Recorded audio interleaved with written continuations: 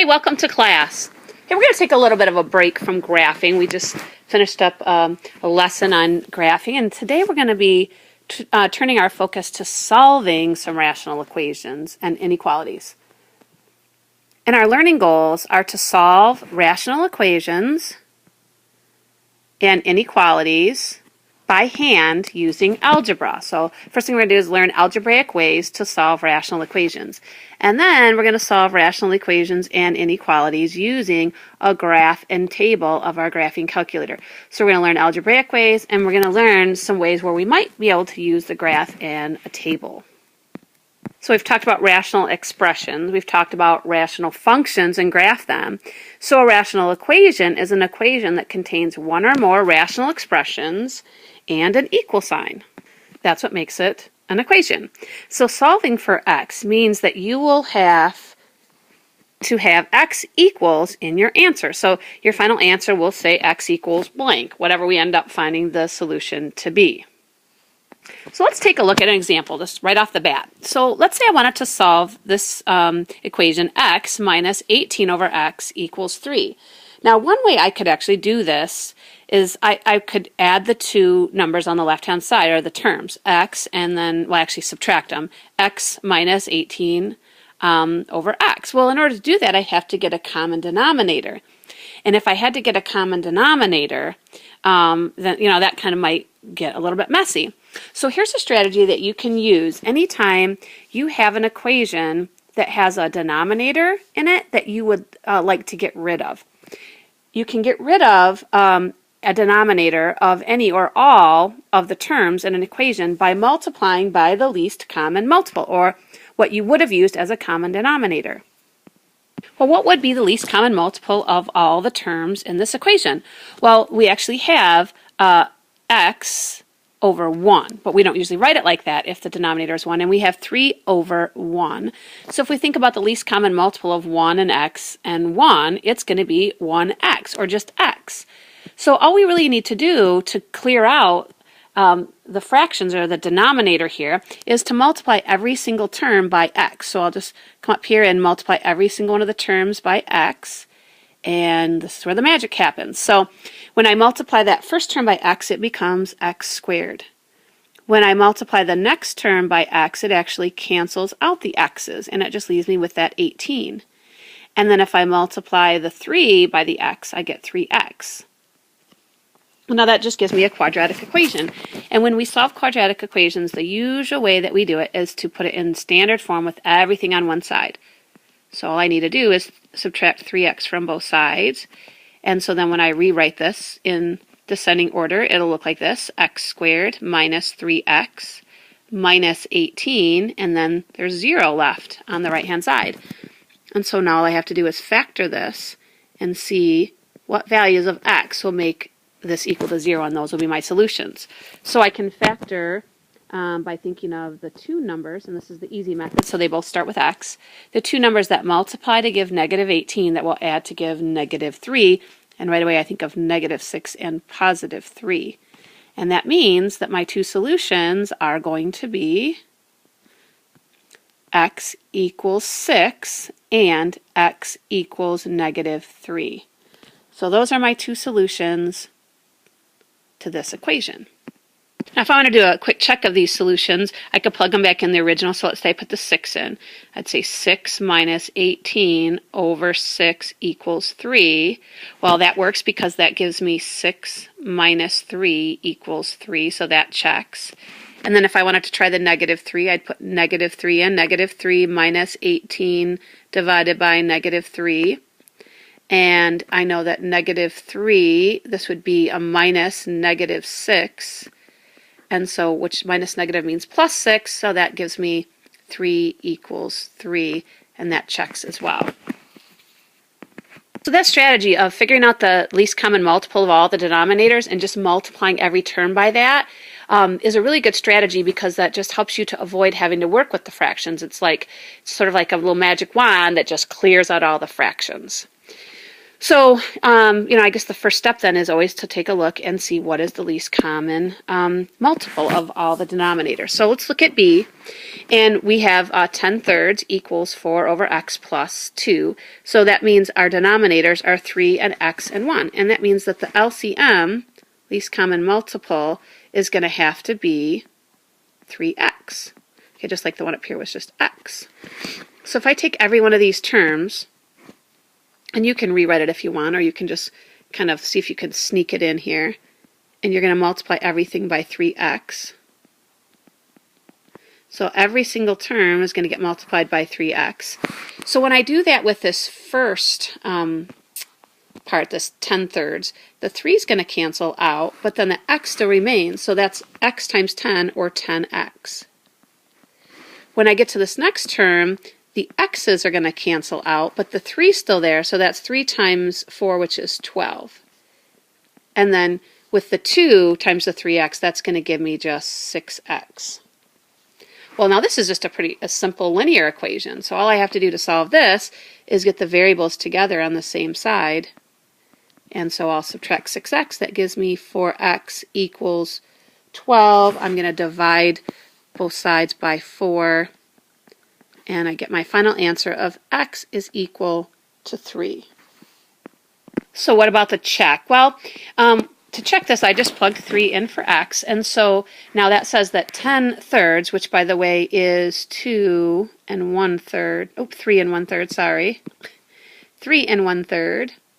And on the other side, I have 4 thirds, which is 1 1/3 plus 2. So now we can see that it checks because 3 1/3 equals 3 1/3. Now when you're asked to check, if you want to just simply put it in the calculator to check it, that's fine. You don't have to show the check. But the directions did say to solve and check, and so I'm just showing the check. Whether your check is shown on your practice sets or whether you're just checking them in the calculator, that's really up to you. But it's definitely a good idea to check one way or the other, especially on an assessment. So we're going to go ahead and designate C as a you try question. So I want you to pause the video and give that one a try. First, figure out what the LCM is, and then multiply every one of the terms by the least common multiple. So pause the video now.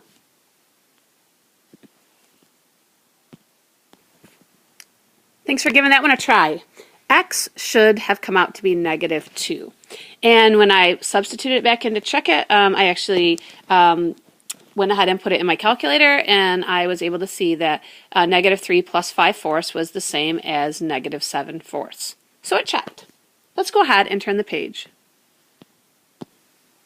Now you may notice that I've been really emphasizing checking your work, and maybe we haven't had as much of an emphasis on that since maybe really early on when we first started learning to solve, and maybe we weren't really good at it, so we always wanted to check them. But our solutions always seemed to work as long as we didn't make a mathematical error. Well, it turns out we could do everything right. We could solve an equation perfectly, but some of the solutions don't check. Those solutions are called extraneous solutions. And an extraneous solution is a solution that is not a solution of the original equation. And so we should always check your solutions by substituting them into the original equation. And you'll see in some instances that they just simply do not work. Let's take a look at some examples where we might see some extraneous solutions. So looking at example A, now when I think about this is a proportion, and we've solved things like this before. We have solved things like this even in geometry and Algebra 1, and we solved them using the cross products. Well, that's one way to do it. Or you could just do that method we talked about, multiplying by the LCM. Well, if we multiplied by the least common multiple, well, actually the denominators of our two fractions are the same, so that is the least common multiple. It's x minus 2. So we could take each one of these fractions and multiply by x minus 2, which is the least common multiple. And what happens is that those parts are going to cancel out with the denominator. So because the denominators were the same on both sides, then what we know, if those fractions are equal, the numerators have to be equal. So that actually just leaves us with the numerators. That makes sense. So now we could go ahead and solve this real simple equation that's left over by subtracting 3x, and we end up getting 2x is equal to 4 when we divide by 2 on both sides, that leaves us with x is equal to 2. And so we might be, okay, celebrate, yay, we get x equals 2, but now think about it. If you were to take that and check it, and we plugged it back in, look what would happen. That makes the denominator equal to 0. And so it's not going to check back in the original equation. That's why we say we have to check it back in the original. If we go to put that 2 in the numerators, it's fine. We put them in the denominators, it makes it 0, makes it undefined. And since that's the only one that we came up with, it turns out that we can't count that as a solution, and so we actually have to say that's the empty set or no solutions. Let's take a look at another one. So this time, this is a little more complicated. So the LCM of this one, least common multiple, if we look at the denominators, they are x minus 8 and 2. And they have nothing in common. So no common factors. So the least common multiple is actually just going to be the product of those two, which is 2 times x minus 8. Now there's really no reason to distribute that out and make it 2x minus 16. It's actually easier to leave those things separate, and you'll see why as we go to try to cancel this out. Well, so let's say we're got to try to see if we can sneak in, unless you want to rewrite this, the least common multiple next to each one of these terms. I think I can fit them in. So go ahead and write those right next to each one of the terms. We're making sure every one of those 3 terms is multiplied by this least common multiple. And now let's see what cancels out. So I can cancel out this x minus 8 with that x minus 8. Can cancel out the 2 with the 2 on that one. Oops, I hope it didn't look like, I think it might have just looked like I canceled out the x, but it was just the 2. And then with this last one, I can take an x minus 8 out of both, the top and the bottom. And now let's see what's left over. So with this part, I have to multiply the 2 and the 2x plus 5. That makes 4x plus 10. With the next part, I have to multiply the x by the x minus 8. So that makes x squared minus 8x. Okay, then on the right-hand side, we just have a 2 left and an 11, and that makes 22. So it turns out that this is a quadratic equation. And when we solve quadratic equations, we want everything together on the same side. But before we start doing all that, let's see if we can simplify the left-hand side. So put these like terms together. So I have an x squared. I have negative 8x and a positive 4x that I'm going to put together. That gives me minus 4x, and I have a plus 10.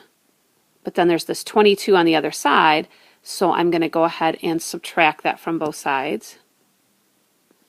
And then my final quadratic equation will look like this. X squared minus 4x minus 12, because positive 10 minus 22 is negative 12, and that equals 0.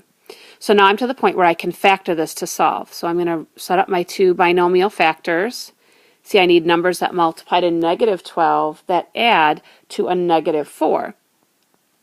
There'll be different signs. One will be positive, one is negative because they multiply to negative, and they have to add to a negative 4. So I thought right away about negative 6 and positive 2 because that fits the bill. It multiplies to negative 12, adds to negative 4.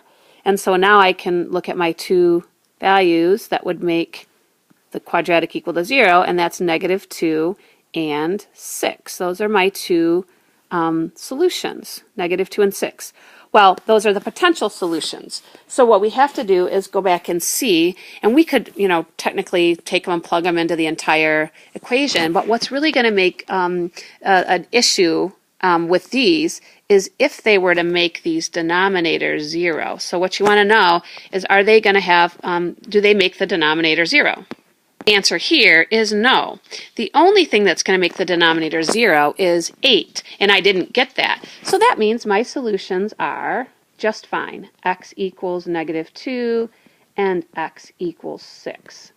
So this time I didn't have any extraneous solutions. Both of them worked. Now for different kinds of equations, you might have different reasons why solutions might be extraneous. But with these rational equations, what's going to really cause the problem is when a denominator is 0. So that's basically how you can check it, is make sure that you didn't get one of the values that would make the denominator 0. All right, let's turn the page. Let's look at a couple more. So in example C, let's think about what the LCM is going to be. So the LCM, we know that we've got these two denominators. One is x squared minus 16 and one is x minus 4. So when we think of LCM, we think what would have been the common denominator, in other words. So if I took this x squared minus 16 and I factored it, okay, I'd get x minus 4 and x plus 4. And so what that other fraction is lacking is the x plus 4. So if I were going to try to get a common denominator, I'd have to multiply the top and the bottom by that x plus 4. But since I've been kind of using the strategy of just multiplying by the LCM, if the LCM is the product of these binomials, x plus 4 and x minus 4, then that's going to be what I'm going to multiply the terms by. So all the terms.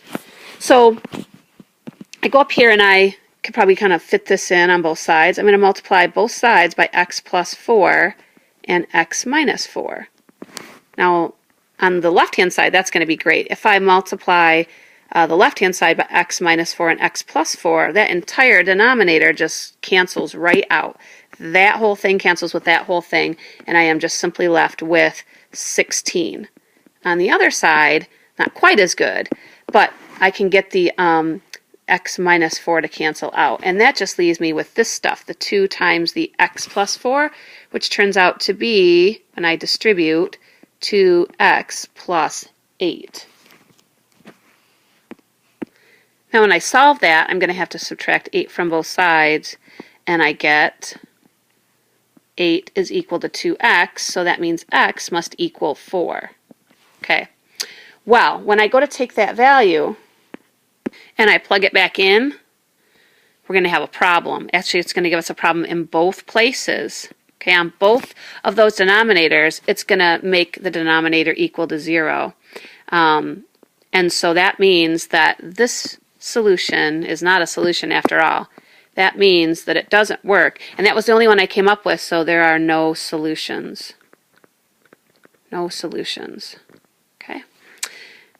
Now, just a quick side note on this equation. If you had decided to not use the strategy of multiplying by the least common multiple, if you just did the cross products instead, since it's a proportion, you would end up solving a quadratic equation instead, and it would be a quadratic equation that was a little more complex, that you'd maybe have to use the AC method to factor, and it would turn out that you'd get the same solutions anyway.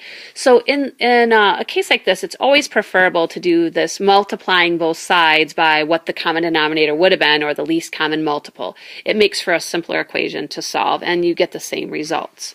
So in this case, no solutions, or you could also write that as the empty set. There is no solution.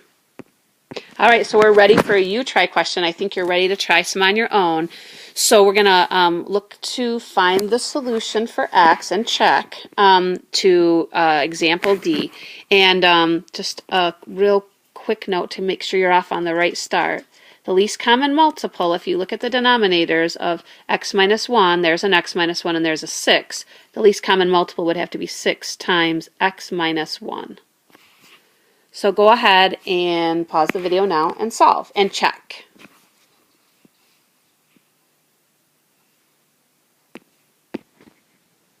All right, so thanks for giving that one a chance, and hopefully you were successful.